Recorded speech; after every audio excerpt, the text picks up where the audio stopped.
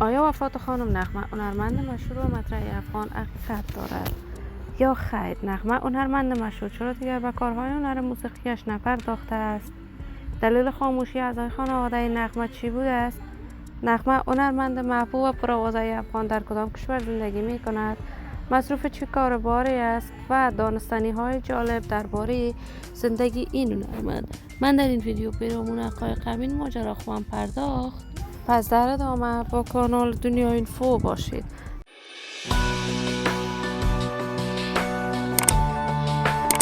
سلام و سلامتی نثار تک تک شما دوستان نهایت ارجمند کانال دنیا اینفو.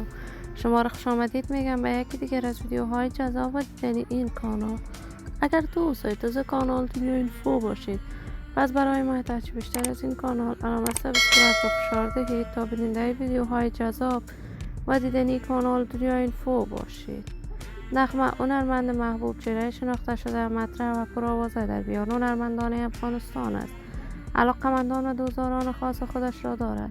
نغمه هنرمند محبوب کشور در کشور امریکا زندگی می‌کند و از سن 18 سالگی تا کنون آهنگ می‌سراید. بیشتر از هزاران پارچه آهنگ دارد. نغمه ازدواج کرد، اما ازدواج اول نغمه ناموفق بود و از همسر اول جدا شد و دارای 5 فرزند بود. همسران نغمه در کشور امریکا زندگی می کند ولی هیچ یک از فرزندان نغمه هنرمند نشد. نغمه هنرمند محبوب و ستاره سرشناس هنر موسیقی افغانستان بار دیگر در امریکا ازدواج کرد. همیشه به کارهای هنر موسیقیش در سرتاسر جهان می پرداخت. کارهای موسیقی نغمه مورد حمایت گسترده افغانها قرار می گرفت.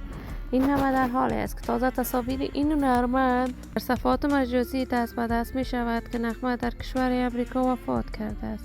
تا کنون جزئیات بیشتر این ماجرا در دست نیست، اما مدت طولانی است که نغمه دیگر به کارهای هنر موسیقیش نمی پردازد و کاملا راه هنر موسیقیش را ترک کرده است. ولی من آرزو دارم خبرهای نشر شده در صفحات مجازی دروغ باشد. آرزوی موفقیت، کامیابی و سعادت برای این هنرمند با جمعی از هنرمندان افغان از بارگاه عزت و اعزال تمنا دارم. دوستان و همراهان نهایت ارجمند کانال دنیا اینفو، شما هم نظریاتتان را در بخش کامنت با من شریک بسازید. این ویدیو را با دوستان و طرفداران نغمه به اشتراک بگذارید.